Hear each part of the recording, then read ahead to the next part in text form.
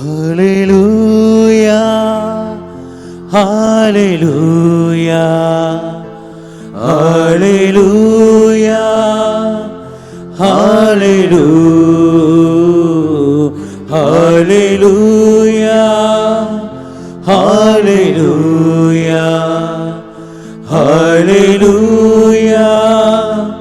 ஹல்லேலூயா. ஆண்டவர் உங்களோடு இருப்பாராக. உம் ஆன்மாவோடும் இருப்பாராக. புனித யோவான் எழுதிய தூய நற்செய்தியிலிருந்து வாசகம்.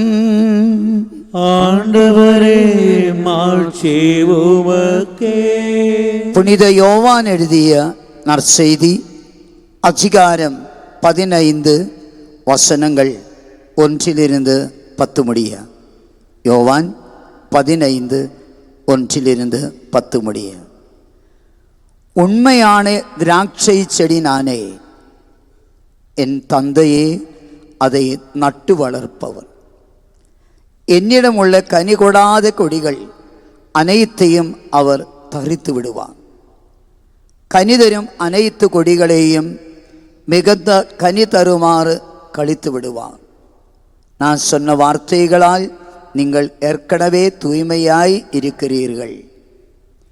நான் உங்களோடு இணைந்திருப்பது போல நீங்களும் என்னோடு இணைந்திருங்கள். கொடி திராட்சை செடியோடு இணைந்திருந்தால் அன்றி தானாக கனி தர இயலாது. அதுபோல நீங்களும் என்னோடு இணைந்திருந்தால் அன்றி கனி தர இயலாது. நானே திராட்சை செடி, நீங்கள் அதன் கொடிகள். ஒருவர் என்னுடனும் நான் அவருடனும் இணைந்திருந்தால் அவர் மிகுந்த கனி தருவார். என்னை விட்டு பிரிந்து உங்களால் எதுவும் செய்ய இயலாது. என்னோடு இணைந்து இராதவர் கொடியைப் போல் பறித்து எறியப்பட்டு உலர்ந்து போவார். அக்கொடிகள் குட்டி சேர்க்கப்பட்டு நெருப்பிலிட்டு எரிக்கப்படும். நீங்கள் என்னுள்ளும் என் வார்த்தைகள் உங்களுள்ளும் நிலைத்திருந்தால் நீங்கள் விரும்பி கேட்பதெல்லாம் நடக்கும். நீங்கள் மிகுந்த கனி தந்து என் சீடராய் இருப்பதே என் தந்தைக்கு மாட்சி அளிக்கிறது. என் தந்தை என் மீது அன்பு கொண்டுள்ளது போல நானும் உங்கள் மீது அன்பு கொண்டுள்ளேன். என் அன்பில் நிலைத்திருங்கள். நான் என் தந்தையின் கட்டளைகளை கடைப்பிடித்து அவரது அன்பில் நிலைத்திருப்பது போல நீங்களும் என் கட்டளைகளை கடைப்பிடித்தால் என் அன்பில் நிலைத்திருப்பீர்கள். ஆண்டவரின் அருள் வாக்கு. இறைவனுக்கு நன்றி. அமர்ந்து கொள்வோம்.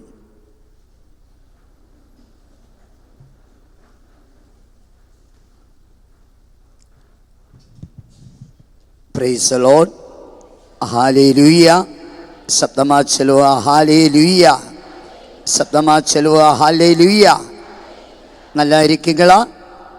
நல்லா இருக்கீங்களா? சந்தோஷமா? திருப்பாடு 47:1 மறந்து போயதா? திருப்பாடு 47:1. திருப்பாடு 47 சப்தமா ஒன்று சொல்லும். திருப்பாடு 47. இந்த சைடில் இருக்க மக்கள் பட்டு திருப்பாடு 47. இந்த சைடில் இருக்க மக்கள் பட்டு திருப்பாடு 47. ஆருடைய குரல் தான் பெரியது? இந்த சைடா இந்த சைடா? இரண்டு சைடும் நல்லது. திருப்பாடு 47. கொஞ்சம் கூட சப்பமா. திருப்பாடு 47. Praise the Lord.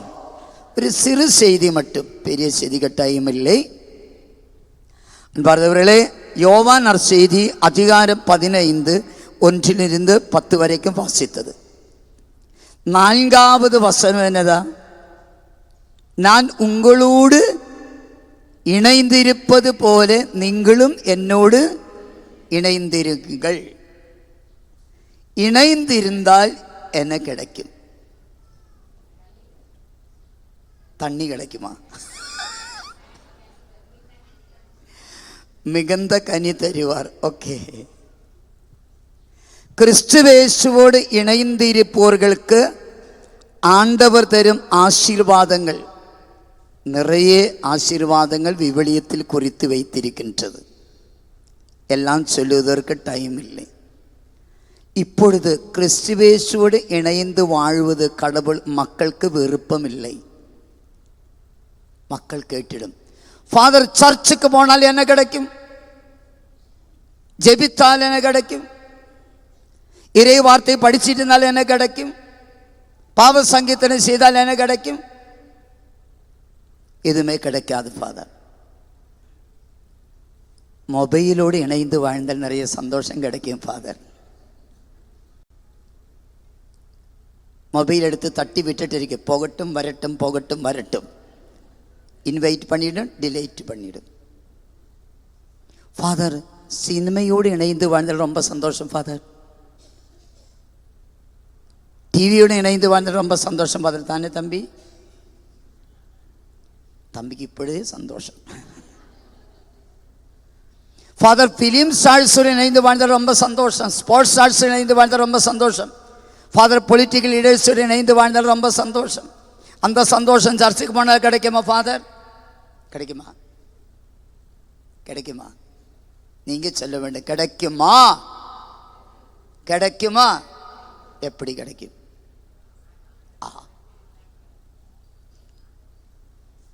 Praise the Lord. கிறிஸ்துவேசுடன் இணைந்து வாழ்ந்தால் என்ன கிடைக்கும்? Praise the Lord. Hallelujah. ரோமர் 8:2 கற்று தருகிறது, கிறிஸ்துவேசு இணைந்து வாழ்வர்களுக்கு தண்டனை தீர்ப்பு கிடையாது. என்ன கிடையாது? தண்டனை தீர்ப்பு. 2 தண்டனை இல்லை, பாவத்தின் தண்டனை இல்லை, சாபத்தின் தண்டனை இல்லை. 2வது ஆசீர்வாதம், கிறிஸ்துவேசுடன் இணைந்து வாழ்வர்கள் புது படைப்பாகின்றோம். என்ன ஆகின்றோம்? புது படைப்பாகின்றோம். கலாத்தியர் 6:15 அதுதான். ஒரு புது படைப்பாவதே முக்கியமானது. எப்பொழுது புது படைப்பாகின்றோம்? 2 கொரிந்தியர் 5:17, கிறிஸ்துவேசுவோடு இணைந்து வாழ்வர்கள் புது படைப்பு ஆகின்றோம். 3வது ஆசீர்வாதம், கிறிஸ்துவேசுவோடு இணைந்து இருப்பவர்கள் கடவுள் தரும் 3வது ஆசீர்வாதம், ஜெபத்தை கேட்பார். என்னதா? நீங்கள் என்னுள்ளும் என் வார்த்தை உங்களுள்ளும் இருந்தால் நீங்க விரும்பி கேட்பதெல்லாம் நடக்கும். அதுதான் 7வது வசனம். ஆமென். சத்தம் ஆமென். என்ன வேணுமா? குழந்தை வேணுமா? கிடைக்கும். திருமண தடை விடுதல் வேணுமா? கிடைக்கும். வெளிநாட்டுக்கு போகணுமா? கிடைக்கும். வீடு வேணுமா? வேலை வேணுமா? நல்லா படிக்கணுமா? கிடைக்கும். எல்லாமே கிடைக்கும். அதுதான் பைபிள் கற்று தருகிறது. Praise the Lord. Hallelujah. Hallelujah. அன்பார்களே, முக்கியமான இந்த கருத்து மட்டும் சொல்வேன். கிறிஸ்துவேசுவுடன் இணைந்து வாழ்வர்களுக்கு அவர்களை ஜெபத்தை ஆண்டவர் கேட்பார். If you abide in Jesus Christ, he will answer your prayers. Hallelujah. He will hear your prayers. If you abide in Jesus Christ, then only. Otherwise you won't get. நீ கிறிஸ்துவேசுவுடன் இணைந்து வாழ்ந்தால் எதை விரும்பி கேட்டாலும் அதை நடக்கும். இப்பொழுது முக்கியமான ஜெப தேவை என்னது ஃபாதர்? எங்களை வீட்டில் பொருளாதார தகர்வுகள், நிறைய தகர்வுகள் ஃபாதர். விவசாயத்தில் தகர்வுகள், வேலையில் தகர்வுகள், ஃபேக்டரியில் தகர்வுகள் ஃபாதர், கடைகளில் தகர்வுகள் ஃபாதர். இந்த எல்லாமே தகர்வு தான் வீட்டில். அன்பார்களே, குருவானவராயிற்று 35 வருடம் முடிந்தது. இது 36வது வருடம். இந்த 35 வருடத்திற்குள்ளாலே 40 வெளிநாட்டுக்கு போயிட்டு. அப்பா, திருப்பாடு 47. 2 வருடம் முன்னாடி அன்பார்ந்தவர்களே, UAE, யுனைடெட் அரப் எமிரேட்ஸ், அங்கே ஷார்ஜா, அந்த வெளிநாட்டுக்கு செய்தி கொடுக்க போயிட்டு அங்கே வளர்ச்சி தியானம் கொடுப்பதற்காக போயிட்டு அங்கே 5 நாள் கன்வென்ஷன் இருந்தது. 2வது நாளில் ஃபுல்லா மக்கள் ஃபாதர் கவுன்சிலிங் கொடுக்க வேண்டும் இவ்வாறு சொல்லி வந்துட்டு இருந்தார்கள். அன்பார்ந்தவர்களே, அங்கே 50 மக்கள் வந்தது. 50 மக்கள், கோடிக்கு மேல் பொருளாதார தகர்வு இருந்த மக்கள். கடவுளை, முக்கியமான ஒரு மனிதன் தோமஸ், அவருக்கு 6 கோடி கடன் பிரச்சனை இருந்தது. நான் கேட்டேன், எதனால் இந்த கடன் பிரச்சனை வந்தது? ஃபாதர், பெரிய ஃபேக்டரி இங்கே வைத்திருக்கு, கோவிட் வந்தது, 2 வருடம் ஃபுல்லாக க்ளோஸ் பண்ணி வச்சிச்சு. ஆனால் பணியாளர்களுக்கு சாலரி கொடுக்க வேண்டி இருந்தது. நிறைய கடன் வாங்கி சாலரி கொடுத்துட்டு இருந்தார். ஆனால் எல்லோரும் திருப்பி கேட்டுக்கொண்டே இருக்கு, 6 கோடி கடன் பிரச்சனை. ஃபாதர், தொடர்ந்து இந்த ஃபேக்டரி அப்பன் செய்ய முடியாது, கடன் பிரச்சனை. ஃபாதர், எனக்காக செபிக்க வேண்டும். 6 கோடி கடன். என்னுடைய வாழ்க்கையில் முதல் டைம் தான் இப்படி இருக்கிற மனிதனை பார்த்து கொண்டார். ஃபாதர், என்ன செய்ய வேண்டும்? நான் சொன்னேன், அண்ணா, நீங்க செய்ய வேண்டியது இறை வார்த்தை கற்று தருகிறது என்னதா? தோபித்து 4:21. தோபித்து 4:21. கவனியுங்கள், பொருளாதார தகர்வுகள் இருக்கும் மக்கள் டெய்லி எடுத்து படிக்க வேண்டிய வார்த்தைகள் நான் சொல்ல போறேன். ஓகே. மகனே, நாம் ஏழையாகி விட்டோம் என அஞ்சாதே. மகனே, நாம் ஏழையாகி விட்டோம் என அஞ்சாதே. நீ கடவுளுக்கு அஞ்சி பாவத்தை எல்லாம் தவிர்த்து என்ன செய்ய வேண்டும்? நீ கடவுளுக்கு அஞ்சி பாவத்தை எல்லாம் தவிர்த்து பாவத்தை எல்லாம் விட்டுவிட்டு உன் கடவுளாகிய ஆண்டவர் திருமுன் நல்லது செய்தால் நீ பெரும் செல்வனாவாய். Praise the Lord. நீ ஆண்டவரிடம் நம்பிக்கை வைத்து பாவத்தை விட்டுவிட்டு கடவுளின் திட்டத்தின்படியாக வாழ வேண்டும். ஆமென். என்ன செய்ய வேண்டும்? கடவுளின் மீது பக்தி, உண்மையான நம்பிக்கை வைத்து பக்தி வைத்து நீ பாவத்தை விட்டுவிட்டு நீ கடவுளின் திட்டத்தின்படியாக வாழ்ந்தால் நாம் பெரியோராகும். Praise the Lord. Hallelujah. மீண்டும் அன்பார்களே, யோபு ஆகமம் 34:28. யோபு 34:28.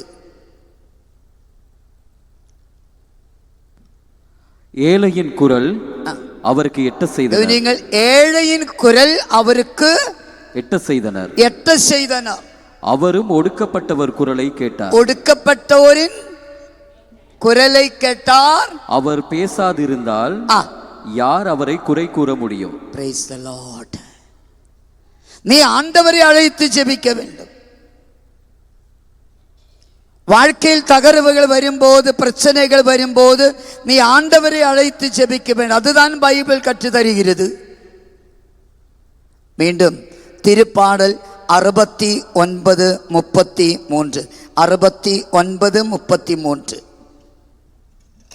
ஆண்டவர் ஏழைகளின் விண்ணப்பத்திற்கு செவிசாய்க்கிறார். ஏழைகளின் விண்ணப்பத்திற்கு செவிசாய்க்கிறார். ஒரு பாடல் இருக்கு, விண்ணப்பத்தை கேட்பவரே.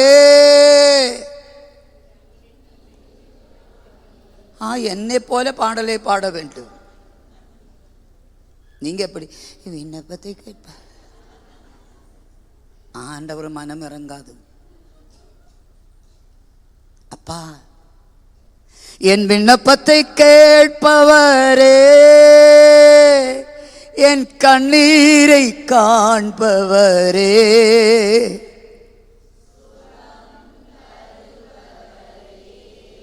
ஸ்தோத்திரம். மனதுருகி கரம் நீட்டி அதிசயம் செய்பவரே. ஐயா, Praise the Lord. அழகா இருந்த பாடல். யார் எழுதியது எனக்கு தெரியாது, யாரு பாடிக்கிட்டே இருக்கு அதை எனக்கு தெரியும். நான் பாடிக்கிட்டே இருக்கு. நான் யாரு கசட்டில் பாடி எனக்கு தெரியாது. அழகா இருந்த பாடல். வாழ்க்கையில் துன்பங்கள் வரும்போது நல்லபடி இந்த பாடலை பாட வேண்டும். ஜெபத்திற்கு மண்டாட்டுக்கு பதில் கொடுப்பா யாரு? கடவுள். வாசிப்போம் திருப்பாடல் 69:33. ஆண்டவர் ஏழைகளின் விண்ணப்பத்திற்கு செவிசாய்க்கிறார், சிறைப்பட்ட தம் மக்களை அவர் புறக்கணிப்பதில்லை. வீடு திருப்பாடல் 72:12.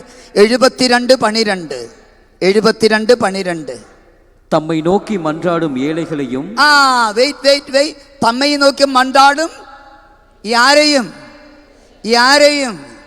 ஏழைகளையும் திக்கற்ற எளியோரையும் அவர் விடுவிப்பார். யாரு விடுவிப்பார்? எனக்கு காது கேட்காது. யாரு விடுவிப்பார்? இலங்கா மக்களுக்கு நல்ல சவுண்ட் இருக்கு. வெட்கம் வந்துட்டு இருக்கா? எனக்கு வெட்கமே வராது. மீண்டும் திருப்பாடல் 40:17. 40:17.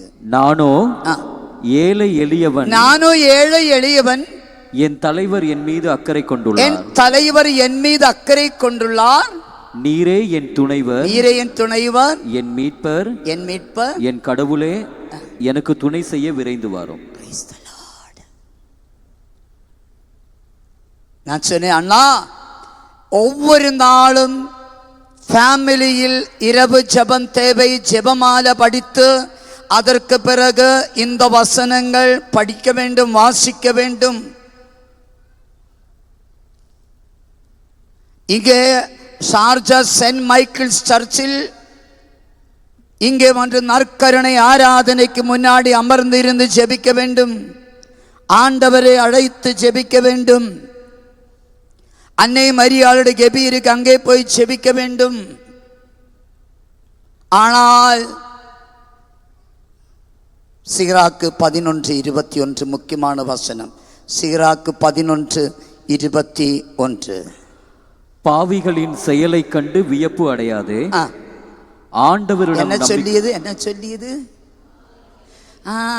இந்த அம்மா கேட்டு, ஃபாதர் சர்ச்சுக்கு போகாதவர்கள் மீது நிறைய ஆசீர்வாதம், ஜெபிக்காதவர்கள் மீது நிறைய ஆசீர்வாதம், இறைவார்த்தை படிக்காதவர்கள் நிறைய ஆசீர்வாதம். நானும் ஒவ்வொரு நாளும் கோயிலுக்கு போயிட்டே இருக்கு, டிவைன் சென்டருக்கும் போயிட்டே இருக்கு ஒவ்வொரு மாதமும். ஆனால் எனக்கு ஆசீர்வாதம் வராது. பாவத்தோடு இருக்கு, அவர்கள் மீது ஆசீர்வாதம் வந்துட்டு இருக்கு. ஏன் ஃபாதர்? இவ்வாறு கேட்டிடும் தானே. ஆமா, கடவுளை காப்பாத்துங்கள்.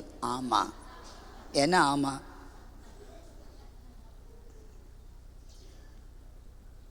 இதுதான் நம்முடைய பிரச்சனை. ஃபாதர் சர்ச்சுக்கு போகாதவர்களுக்கு நிறைய ஆசீர்வாதம், இங்கே வரும் எனக்கு நிறைய பிரச்சனைகள். ஆனால் நெக்ஸ்ட் சென்டென்ஸ் வாசிப்போம் தம்பி. ஆண்டவரிடம் நம்பிக்கை கொள், உன் உழைப்பில் நிலைத்திரு, நொடி பொழுதில் ஏழையரை. நொடி, அதுதான் முக்கியமானது. புரிஞ்சுதா? அம்மா என்ன நினைத்திருக்கு பாரு, இன்னைக்கு இங்கே வந்திருக்கு, இன்னைக்கு தான் எனக்கு பதில் கிடைக்க வேண்டியது. அது ஆண்டவருடைய திட்டம். Praise the Lord. திருப்பாடல் 47:1. ஹalleluya. சத்தமா சொல்லுங்க, ஹalleluya, ஹalleluya, ஹalleluya.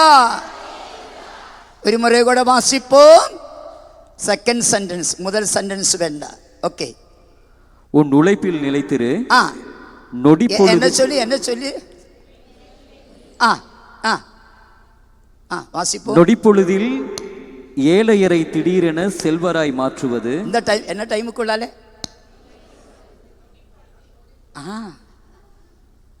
Praise the Lord. அண்ணா உன்னை ஆசீர்வதிப்பா.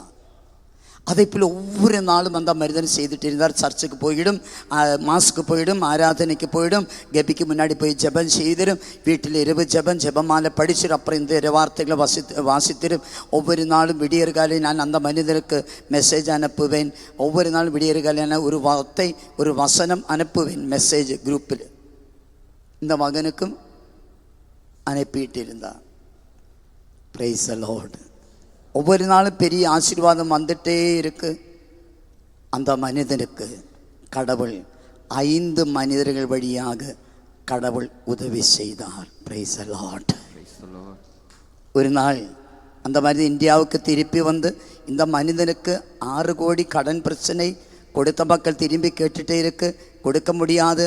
அதனால் அங்கே கேஸ் ஃபைல் செய்தது, அதன்படியாக பயணத்திற்கு பாண்ட் வந்தது, இந்தியாவுக்கு திருப்பி வர முடியாது. ஆனால் இவ்வாறு செய்துட்டு இருந்தார். அந்த கணவனுக்கு பெரிய ஆசீர்வாதம் கடவுள் 5 மனிதர் வழியாக கொடுத்தார். ஒரு நாள் என்னுடைய சென்டருக்கு வந்து சாட்சி சொன்னார். ஃபாதர் சொன்னபடி ஜெபித்து கொண்டிருந்தார். எனக்கு கடவுள் எல்லாமே திருப்பி கொடுத்தார். Praise the Lord. டிராவல் பேனிலிருந்து விடுதலை கொடுத்தார், கடன் பிரச்சனை விடுதலை கொடுத்தார். இப்பொழுது அந்த ஃபேக்டரி ஓடிட்டே இருக்கு. அன்பார்ந்தவர்களே, தோபித்தாகம் என்ன சொல்லியது? கடவுள் மீது நம்பிக்கை வைத்துக் கொள்ள வேண்டும், நம்பிக்கை இழந்து போகக்கூடாது. எத்தனை பெரிய கடன் பிரச்சனை ஆனாலும், எத்தனை பெரிய தகர்வானாலும் கடவுள் மீது நம்பிக்கை வைத்துக் கொள்ள வேண்டும், நம்பிக்கை இழந்து போகக்கூடாது. சில மக்கள் தகர்வுகளில் தப்பி ஓடிவிடும், சில மனிதர்கள் தற்கொலை செய்திடும், சில மனிதர்கள் சாராய கடையில் ஏறிடும், ஃபுல்லாக குடிப்பழக்கத்தோடு இருக்கும். ஆண்டவர் இறக்கமாயிரு, எங்கே? சாராய கடையிலா?